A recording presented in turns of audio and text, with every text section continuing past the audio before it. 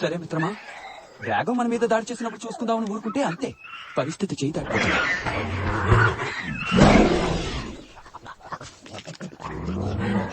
సరే వెళ్దామా? అరవకూడదు.